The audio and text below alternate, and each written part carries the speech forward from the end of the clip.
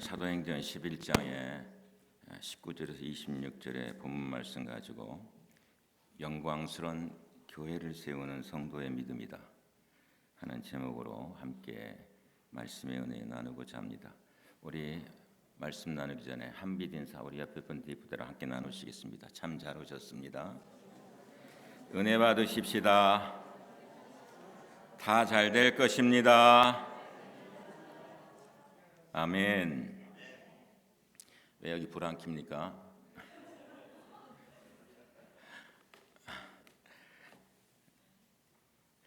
사랑하신 우리 한빛 성도 여러분, 저는 늘 마음속에 소원하면서 기도하며 나아갑니다.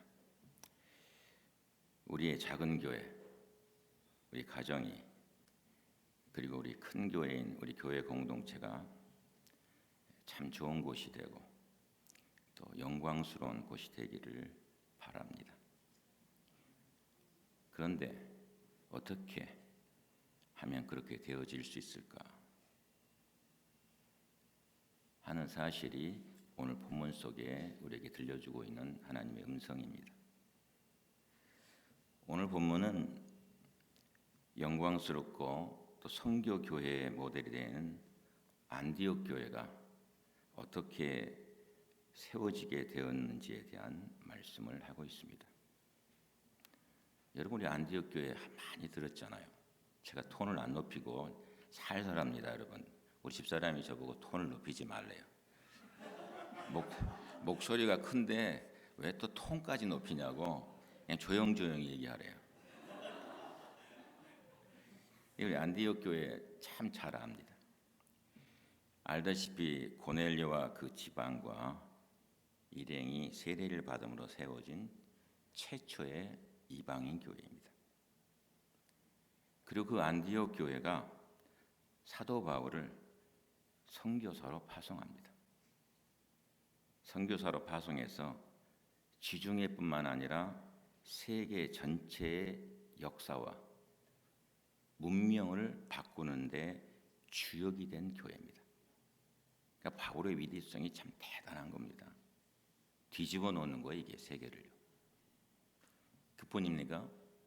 최초로 오늘 본문에 나오고 있는데 그리스도인으로 불려지는 교회가 이 안디옥 교회예요. 그러니까 뭐예요? 세상 사람들이 다 봐도 저 사람들은 예수 믿는 사람이다. 저 사람들은 예수 믿는 사람이네, 틀림없네. 이렇게 얘기한 게 안디옥 교회예요. 저는 우리 한빛교회의 교인들을 보면 사람들이 정말 예수 믿는 사람이군요. 이 얘기를 들었으면 좋겠어요. 교회 다니면서 신앙생활하면서 정말 예수 믿는 사람이네 이 소리 들어야지 될 거 아니겠습니까? 예? 그 소리 듣지 못하면 그거 되겠습니까? 제가 목사인데 어디서요? 목사 같지 않네 그 소리 들어보세요. 정말 그 견딜 수 없는 말 아닙니까? 그런데 안디옥 교회가 어떻게 해서 주님의 마음을 시원케 해드리면서 세상의 역사를 바꾸는 영광스러운 교회가 될 수 있었느냐? 그것은요, 다름이 아니라 직간접적으로, 직접적이든 간접적이든 관계되어 있는 구성원들 각자가 건강한 믿음으로 서갔기 때문에 그래요. 직접적이든 간접적이든 그 안디옥 교회에 속한 구성원들이 건강한 믿음으로 서갔어요. 구성원들이. 저는 말씀을 묵상하면서 뭔 생각이냐면 제가 미국에 와서 이제 저도 종교 30 지금 이제 몇 년 됐습니까? 그런데 종교인으로 이민을 받았거든요. 근데 제가 이제 영주권 신청해주고 이렇게 하지 않습니까? 그러면 보면은 항상 요청하는 게 있어요. 그 요청하는 게 뭐냐 그러면 멤버십이에요. 멤버십. 예를 들어서 우리 고광원 목사님을 영주권을 신청해줘. 그러면 네 한빛교회에서 멤버십이 얼마 동안 있었느냐 하는 거예요. 그 멤버십이 참 중요한 거예요. 저는 맨 처음에 멤버십이야 이게 왜 멤버십이란 말이 있어? 근데 멤버십이 중요한 거예요. 여러분, 멤버하고 멤버십은 다릅니다. 멤버는 누구나 될 수 있어요. 들어오면 잠깐 있어도 다 누구나가. 근데 멤버십은 달라요. 거기에 차이점이 있는 거예요. 우리가 속해 있는 가정과 조직과 공동체가 영광스러운 곳이 되려면요, 구성원인 우리 각자가 구체적으로 멤버십이 돼야 돼요. 하나님의 교회의 멤버십. 그러려면 어떠한 신앙, 어떠한 믿음을 가지고 서 있어야 합니까? 첫 번째로요, 한계와 난간을 돌파하는 성도로 서 있어야 합니다. 한계와 난간을 돌파하는 성도. 이 뭐 말이 어려워요. 근데 19절 20절에 오늘 본문의 말씀에 보면 뭐라 그럽니까? 때에 스데반의 일로 일어난 환란을 인하여 흩어진 자들이 베니게와 구보로와 안디옥까지 이르러 유대인에만 전하는데 그 중에 구보로와 구레네 몇 사람이 안디옥에 이르러 헬라인에게도 말하여 주 예수를 전파하니, 이 말씀을 보면요, 뭐예요? 때에 스데반의 일로, 그 무슨 일이 일어난 거예요? 스데반 집사님에게 뭐가 일어났습니까? 스데반 집사님이 죽어요. 복음 때문에 죽는다고요. 순교를 당하고 있어요. 이런 큰 환란으로 인해서 베니게, 구브로 이게 흩어지게 되는 거예요. 이 환란 때문에 핍박으로 인해서 흩어지게 돼요. 때로는 투옥되지요. 때로는 조롱당하지요. 또 믿는다는 것 때문에 가난이 있지요. 믿는다는 것 때문에 말할 수 없는 것들이 주어져요. 그 괴로움을 당한 의미를 얘기하고 있는 것입니다. 결국 이들은요, 예루살렘에서 북쪽으로 180km나 떨어진 수리아 안디옥에서 뭐예요? 난민이 되는 거예요. 난민, 흩어진 난민. 여러분, 난민은 뭐예요? 하루하루 살 수가 없는 거 아닙니까? 그렇지 않아요? 생존이에요. 난민은 생존. 사느냐 죽느냐, 온 마음과 온 정신이 다 거기에 집중돼 있지 않습니까? 당연한 거 아니겠어요? 근데 말씀 속에요, 귀한 비밀이 숨어 있는 거예요. 그리스도인들은 그래도 같은 동족이고 유대감이 있는 유대인들에게 복음의 도를 증거하는 거. 이게 뭐예요? 상황과 관계가 없다는 거예요. 상황을 넘어서 사명을 감당하는 모습을 우리는 보게 되는 것입니다. 유대인에게. 그런데 그 다음 말씀에 보면 구브로와 구레네 몇 사람은 안디옥에 이르러 유대인의 한계를 더 뛰어넘어서 뭐래요? 헬라인들에게 주 예수를 통해서만 구원을 받는다는 복음을 증거하고 있습니다. 이 말씀 무슨 말이에요? 환경을 뛰어넘었어요. 그 환경을 뛰어넘은 것을 더하여서 민족과 종교 간의 장벽을 뛰어넘어서 복음을 증거하고 있는 것이에요. 근데 본문에 보면 구보로와 구레네 몇 사람이 안디옥에 이르러 이렇게 말씀하고 있어요. 이 무명의 사람들이요, 모든 환경을 뛰어넘어서 모든 사상과 철학을 뛰어넘어서 안디옥의 사람들에게 예수 그리스도의 복음을 증거하고 있는 거예요. 이 무명의 사람들이 어떻게 모든 어려운 대내외적인 환경을 돌파할 수 있었습니까? 어떻게 해요? 그거는 확신입니다. 확신. 무슨 확신이요? 유대인들뿐만 아니라 이방인들에게도 절대적으로 필요하신 분은 예수 그리스도이심이야. 예수 그리스도가 아니면은 구원받을 수 없는 자가 되기 때문에 이 확신을 가지고 있었던 것이에요. 이 말은요, 사람들의 인정보다도 하나님이 아시면 된다는 믿음 때문에 이 모든 것들을 뛰어넘을 수 있었던 것이에요. 여러분, 우리가 믿음으로요 하나님의 사람으로 삶을 살잖아요. 그러면요 우리의 상이 있어요. 상. 기억하시기 바랍니다. 동주 윤동주란 영화를 여러분 보셨습니까? 윤동주란 영화를 봤는데 일제 강점기 때 윤동주와 그의 이종 사촌형인 송몽교의 삶을 그린 영화입니다. 그때 나라가 어렵잖아요.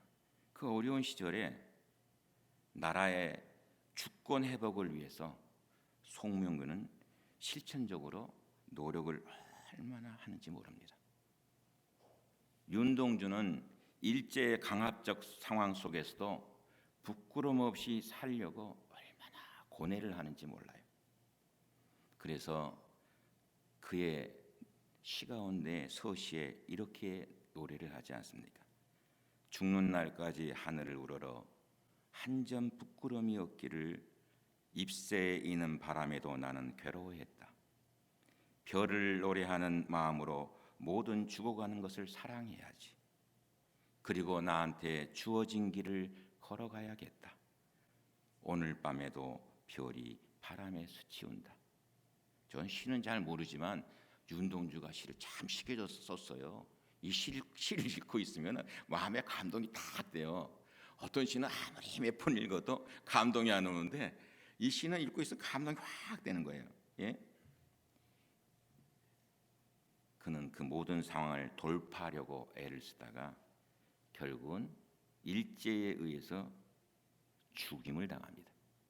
그런데 오늘까지 우리들에게 삶 속에서 도전을 줘요. 그런데 이들이 연희전문학교에, 이 연희전문학교가 연세대학교 아닙니까? 연희전문학교에 들어가서 졸업할 때가 되었어요. 그때 연희전문학교 학장으로 누가 오냐 그러면 윤치호 씨가 와요. 이 윤치호 씨가 학장으로 오게 되는데 윤치호 씨는 강한 자를 이겨낼 수 없다는 생각을 가지고 졸업식장에서 일본을 위해 살아야 한다는 것과 그런 내용의 메시지를 전달하게 됩니다. 우리가 잘 알다시피 윤치호는 일본의 직선 귀족이 되지 않습니까? 호의호식하잖아요. 나중에는 어떻게 돼요? 결국에는 제일 민족 반역자로서 부끄러운 생을 마감하게 됩니다. 무엇이 이들의 삶을 이렇게 다르게 만들었습니까? 다른 거 아니에요. 환경을 돌파하느냐, 환경을 돌파하지 못하느냐에 따른 것이에요. 여기에 우리에게 믿음의 도전을 주고 있는 것입니다. 마가복음 10장에 보면 바디메오 얘기가 나오고 있습니다. 바디메오는 어때요? 앞을 보지 못하지 않습니까? 맹인 아닙니까? 거기다 뭐요? 할 게 없으니까 거지 아닙니까? 그런데 어느 날 뭘 했습니까? 주님이 지나간다는 말을 듣어요. 주님이 지나간다는 말을 듣고 어떻게 합니까? 다윗의 자손 예수여, 다윗의 자손 예수여, 나를 불쌍히 여겨 주십시오. 주변 사람들이 가만히 있어요? 방해가 되니까 조용하라 그러잖아요. 이런 장벽이 있다고 해서 포기해버렸으면 그는 영원한 뭐예요? 맹인 바디메오 거지예요. 그런데 더욱 소리를 지르거든.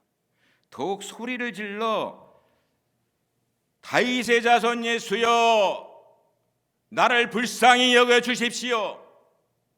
이게 뭐예요? 끝까지 가는 거 아니야? 이 어떤 환경이 있다도 나는 나서보겠다고 하는 마음을 가지고 움직여 나가는 거 아닙니까? 주님이 아니면 안 됩니다 하는 이 부분이 담고 있는 거예요. 예? 여러분 알다시피 성경에 중풍병 걸린 친구가 있는데 친구들이 어떻게 합니까? 사람들이 많다고 가보니까 예수님 좀 만나러 갔더니 엄마 사람들이 엄청 많은 거예요. 갈 수가 없네. 그렇게 포기해버렸으면 이 중풍병은 친구가 나섰겠어요? 근데 안 했거든요. 그들은 뭐예요? 지붕 위로 올라갔어요. 여러분 지붕 위로 올라간다고 생각해 보세요. 그리고 지붕을 뚫고 예수님을 만나도록 도와주고 있는 거예요. 그랬더니 뭐예요? 치유의 역사와 구원의 역사가 그 가운데 나타나지 않습니까? 제가 아는 한 형제가 있어요. 한국에 있는데 그가 방위산업체에서 군복무 대체 근무를 하고 있습니다. 근데 주일 예배를 지킬 수 있는 기업체를 찾다 보니까 가까운 데는 없는 거예요. 전부 먼 데 있는 거예요. 그렇지만 주일을 지키기 위해서요, 그 먼 데를 택해요. 그리고는 매 주말마다 교회에 내려와서 교회 봉사하고 신앙생활을 합니다. 근데 그 회사의 상사들이 너무 자신을 힘들게 해요. 네? 비인격적인 말, 대우, 심지어는 주의를 지키는 것까지도. 그래서 이 회사를 그만둘까 그런 생각까지 가졌어요. 그런데 6개월 지난 다음에 이가 어떻게 했냐면 몸부림치면서 주님 앞에 견디어내고 기도와 말씀으로 돌파해 나갔더니 주변이 다 변화가 되는 거예요. 사람들과의 관계 속의 문제도 다 해결되는 거예요. 저한테 이런 얘기를 하면 여러분, 저는 뭐라 그랬어요? 야, 하나님이 너를 사랑하시는 거다. 이거 한마디밖에 할 게 없어요. 하나님이 너를 사랑하시나 보다. 너의 믿음을 보신 모양이다. 네가 후퇴하지 아니하고 힘들어하지 아니하면서 그것을 견디어 나갈 때에, 돌파하려고 그럴 때에 하나님께서 역사해 주신 모양이다. 우리에게는 이 믿음이 있어야 되는 거예요. 히브리서 10장 38절 39절에 뭐라고 말씀하고 있습니까? 오직 나의 의인은 믿음으로 말미암아 살리라, 이렇게 말씀하면서 또한 뒤로 물러가면 내 마음이 저를 기뻐하지 아니하리라 하셨느니라. 뒤로 물러가 침륜에 빠진 자가 우리는 아니요 오직 영혼을 구원함에 이르는 믿음을 가진 자니라 말씀하고 있어요. 우리 하나님이 기뻐하시는 건 뭐예요? 뒤로 물러가는 것을 기뻐하지 않는다고 말이에요. 거기에 침륜에 빠질 자가 아니란 사실을 우리에게 얘기하고 있는 것입니다. 우리가 신앙생활하면서요, 조금 어렵다고 자기 가고 싶은 대로 가버리고 그러면 하나님 기뻐하지 않습니다. 그거는 뭐예요? 뒤로 물러가는 거예요. 예? 하나님께서 우리에게 믿음을 주신 것은요, 돌파할 수 있는 믿음을 주셨어요. 그 고비를 넘기는 성도들이 될 수 있기를 주님의 이름으로 축원드립니다. 그러면요, 하나님 가만 계시잖아요. 왜? 우리 하나님 살아계시잖아요. 우리 하나님은 나의 절대자 아닙니까? 확신 있게 얘기하는 가운데 우리는 삶을 살면서 누구나가 다 한계가 있어요. 누구나가 다 뭐예요? 난관이 있어요. 그럴 때마다 믿음에 온전히 서는 우리 모두 되시기를 주님의 이름으로 부탁드립니다. 두 번째로, 기도로 주님의 손을 꼭 붙잡는 성도로 서 있어야 합니다. 기도로 주님의 손을 꼭 붙잡는. 오늘 21절 말씀이면 주의 손이 그들과 함께 하심에, 이렇게 말씀하고 있어요. 주의 손이 그들과 함께 하심에 수다한 사람들이 믿고 주께로 돌아오더라, 이렇게 말씀하고 있어요. 여러분, 이 말씀을 쉽게 생각하지 마시기 바랍니다. 예수님 당시에 지배국은 누구면 로마 아닙니까? 우리 예수님이 로마에서 죽었잖아요. 로마의 권력에 의해서. 예? 로마의 식민지 아닙니까? 그런데 기독교는 어디서 나온 거예요? 그 식민지에서 나온 거 아닙니까? 헬라인의 문화와 언어와 철학은 당시 최고의 문화입니다. 자신들의 문화와 종교와 철학에 대한 엄청난 자부심을 가지고 있었어요. 그런데 복음의 내용들은 뭐예요? 사랑하라는 거예요. 복음의 내용들은 뭐예요? 자신을 부인하라는 거예요. 복음의 내용들은 뭐예요? 섬기라는 거예요. 세상의 철학을 자신을 과시하고 자기 자신을 믿으라는 세계관을 가지고 있는데, 여러분, 이 복음을 받아들이는 것이 쉽겠습니까? 이 복음을 받아들이는 게 어려워요. 그런데 놀랍게도 이들이 주의 복음을 받아들이고 주님께 돌아오는 것이에요. 예? 어떻게 이러한 일들이 가능하게 되는 것입니까? 오늘 말씀은 분명하게 뭐라고 얘기했어요? 주님의 손이 그들과 함께 하심에, 주님의 손이 그들과 함께 했다는 것은 무슨 말하고 있습니까? 하나님의 은혜가 그 가운데 있었기 때문에 이러한 역사가 일어났다는 사실을 우리에게 말씀하고 있는 것입니다. 주님의 손은요, 전능하신 손이에요. 역대하 20장 6절에 뭐라고 말씀하고 있는 줄 압니까? 이렇게 말씀하고 있습니다. 우리 열조의 하나님이 여호와여 주는 하늘의 하나님이 아니시나이까? 이방 사람의 모든 나라를 다스리지 아니하시나이까? 주의 손에 권세와 능력이 있사오니 능히 막을 사람이 없나이다. 이렇게 말씀하고 있어요. 이사야 48장 13절은 뭐라 그런지 압니까? 과연 내 손이 땅의 기초를 정하였고 내 오른손이 하늘을 폈나니. 그러면서 뭐랍니까? 하나님의 손은 하나님의 백성들에게는 구원과 해방을, 그리고 적들에게는 파멸과 멸망, 이렇게 얘기하고 있습니다. 제가 손에 대한 것만 얘기하고 있어요. 출애굽기 7장 4절에 뭐라고 그러는지 압니까? 바로가 너희를 듣지 아니할 터인즉 내가 내 손을 애굽에 도하여 그러면서 내 군대 내 백성 이스라엘 자손을 그 땅에서 인도하여 낼지라.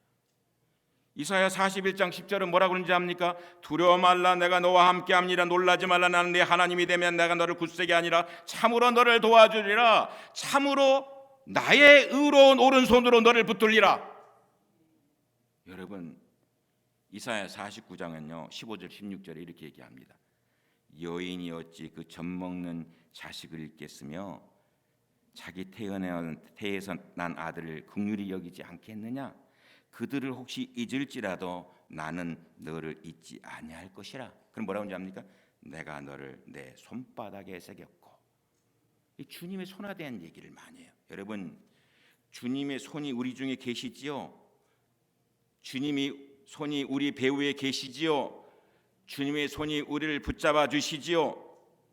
그러면요 문제될 것이 아무것도 없다는 거예요. 출애굽기의 역사는 모세를 통해서 일어났잖아요. 출애굽기 4장 20절에 모세가 하나님의 지팡이를 손에 잡았더라 이렇게 말씀해. 지팡이 그게 무슨 힘이 있어요? 예? 하나님의 지팡이를 손에 잡았더라. 한 게 뭐예요? 하나님의 손을 잡았더라 아닙니까? 예? 하나님의 손을 잡고 나가니까 그 지팡이로 홍해를 치면 홍해가 갈라져. 그리고 뭐예요? 반석을 칠 때 반석에 생수가 솟아나와. 주님의 손을 붙잡고 나갈 때에 출애굽의 위대한 사역을 모세는 승리롭게 마칠 수 있었던 거 아닙니까? 사랑하는 성도 여러분, 우리의 능력이 중요하지 않습니다. 우리의 소유가 중요하지 않습니다. 저와 여러분의 삶과 가정에, 우리 교회 가운데 정말 필요한 것 주님의 손이에요. 주님의 손이 주님의 손의 역사를 만들어 나가는 줄 믿습니다. 주님의 손 어떻게 붙잡아요? 그것은 다름이 아니라 여러분 기도예요. 기도를 하고 나갈 때 주님의 손 붙잡는 거예요. 왜? 주님의 약속을 내가 붙잡고 나가니까. 예? 그러면 놀라운 은혜의 역사를 우리는 체험하게 될 줄로 믿습니다. 우리 성도가 누가 그래요? 목사님, 어떻게 이런 일이 일어날 수 있습니까? 어떻게 일어나기는 당신이 끊임없이 기도하기 때문에 그래요. 새벽마다 엎드린 기도 가운데 하나님이 역사하기 때문에 그래요. 그 기도줄을 놓지 않았기 때문에 하나님이 손을 잡고 있는 거예요. 하나님이 하시는 것이에요. 마지막 세 번째로요, 부흥에 대한 열망에 대한 넓은 마음과 말씀으로 주님께 붙어있는 성도, 주님께 붙어있는 성도로서 서 있어야 합니다. 오늘 22절 23절을 보면요, 예루살렘 교회가 이 사람들의 소문을 듣고 바나바를 안디옥까지 보내니 그가 이르러 하나님의 은혜를 보고 기뻐하여 모든 사람에게 굳건한 마음으로 주님과 함께 머물러 있으라 권하니, 이렇게 말씀하고 있어요. 예? 이방인인 헬라인들이 복음을 듣고요 바나바를 안디옥까지 보냈지 않습니까? 네? 예루살렘 교회가 생각해 보세요. 바나바를 그 먼 데까지 보내. 안디옥에 도착한 바나바가요 뭘 봤어요? 하나님의 은혜를 봤어요. 하나님의 은혜를. 만약 바나바가요 복음 그 자체와 교회에 대한 얘기에 대한 것을 집중하지 않았고, 뭐 할례 받았냐, 세례 받았냐, 그리고 어떤 모양으로든지 뭐 꼬투리를 잡으려고 그래버렸어 봐요. 아무 역사도 안 일어나는 거예요. 단지 뭘 본 거예요? 구원에 대한 복음의 역사만을 본 거예요. 바나바가 안디옥의 성도들에게 뭐라 그럽니까? 굳건한 마음으로 주와 함께 머물러 있으라 권하니. 저는 이 말씀이 제 마음속에 큰 은혜가 되더라고요. 이 말씀, 여러분, 권하니, 이 말씀은 제가 헬라어 잘 못합니다만은 파라칼레오란 단어인데, 파라칼레오는 미완료형이거든요. 이 말은 뭔가 하니 반복과 계속의 동작을 의미합니다. 반복과 계속의 동작을 의미해요. 이것을 통해서 깨달을 수 있는 말씀의 음성이 무엇입니까? 신앙이 내 것이 되기 위해서는 한 번 듣는 것으로 되면 땡큐지. 예?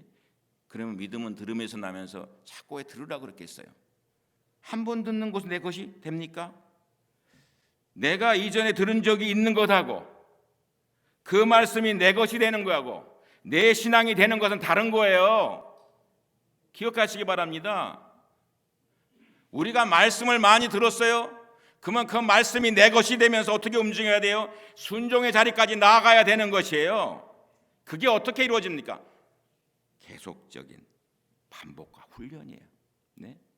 목사님 성경 몇 번 읽었죠? 목사고시 가면 목사고시 시차로 들어온 전도사님들에게 물어봐요. 왜 성경 몇 번 읽었냐고 물어봐요. 성경 전문가가 되라고 하는 것도 의미도 있지만은요, 성경은 계속 읽어야 되는 것이에요. 때에 따라 주신 음성이 다르거든요. 예? 그리고 그 훈련이 계속 되어져야 되는 것이거든요. 하나님의 영적인 큰 사람이 되고 싶습니까? 그러면요, 말씀이 권하는 소리에 계속적인 내 자신을 훈련시켜 나가십시오. 그러면 내 자신이 나도 모르는 가운데 말씀에 젖어 들어가게 되어 있는 것입니다. 바나바는 반복하여 계속하여 굳건한 마음으로 주와 함께 머물러 있으라 권면하고 있어요. 여러분, 결심한다고 되는 거 아니에요. 결심 안 한 적이 어디 있어요? 결심해도 흔들리잖아요. 예?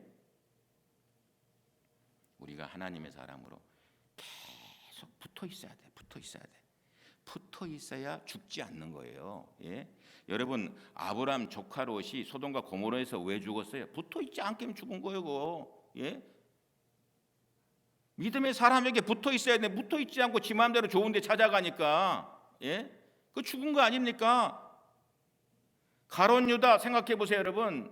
아니, 주님이 제자로 뽑았을 때에는 그만큼 똑똑한 친구예요. 더구나 똑똑한 이유가 뭐예요? 재정을 맡겼잖아요. 회계를 맡겼다는 것은 똑똑한 친구예요.